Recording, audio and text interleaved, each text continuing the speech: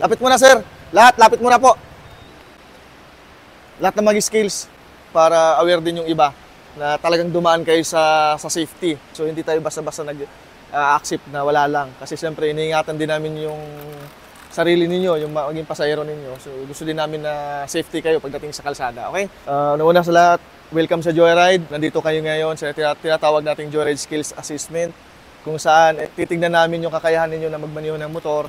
So, titignan din namin yung kakayahan ninyo na magsakay ng pasahero at kung gaano kayo kaingat pagka mayroon na kayong pasahero pagdating sa labas. Okay? So, unang-una yung gagawin, pag kayo ay isang Joyride MC taxi biker na at babiyahe na, pag pick up mo pa lang ng pasahero, so siguraduhin nakalock yung helmet at laging i-remind si customer, si pasahero, kung okay na ba at pwede na bang umalis. Kasi baka mamaya nagsi-cellphone at malaglag yung cellphone at kung ano man. Bago tayo umalis, bago umarangkada, tumingin muna tayo sa kaliwa, sa kanan. Anong ibig sabihin nun? For safety po, dahil baka mamaya, pag umarangkada tayo, mayroong biglang sisingit na motor, mahagip o ma-aksidente tayo. So, bago umalis, siguraduhin muna nakalumingon ka muna sa kaliwa at kanan kung mayroong magpaparting o hindi, para hindi po tayo ma-aksidente. Okay? So, lagi po mag-iingat sa kalsada, sumunod po tayo sa batas trapiko. Bilang isang rider, kayo ay magiging isang ganap na Joyride biker na, so sana sumunod tayo sa batas trapiko. Huwag bara-bara sa pagmamaniho dahil meron tayong mga pasaherong dala. Lagi po ninyong alalahanin yung safety ninyo ng bawat isa, pati yung sa pasahero ninyo. Lagi ninyong alalahanin na may pamilya nag-aantay sa inyo. Okay? So, nandito tayo para maghanap buhay lang. So, hindi tayo nandito para wala lang. So, kung kayo ay maging isang ganap na Joyride MC taxi biker na, gusto ko mag-ingat kayo at mauwi kayong pera sa pamilya ninyo. Hindi kung may mauwi kayo sa kumpare ninyo para mag-inom.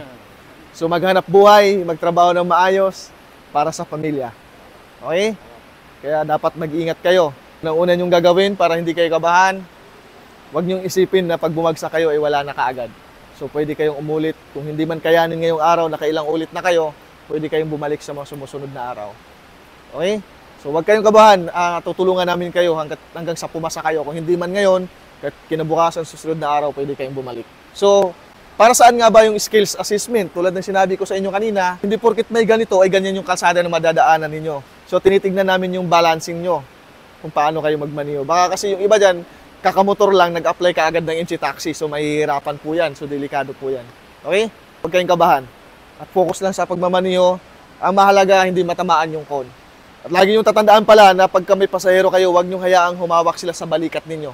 Para hindi po masira yung driving nyo. May belt kayong gagamitin yan pag bumabiyahe na kayo. Doon sila sa belt niyo hahawak. Safety belt kung tawagin. So, wag dito sa balikat kasi masisira yung driving nyo. So, delikado. Okay? Sana pumasa kayo. Mag-ingat kayo sa kalsada. Kita-kits tayo. Ha? Full tank. Sige, wag kayong kabahan.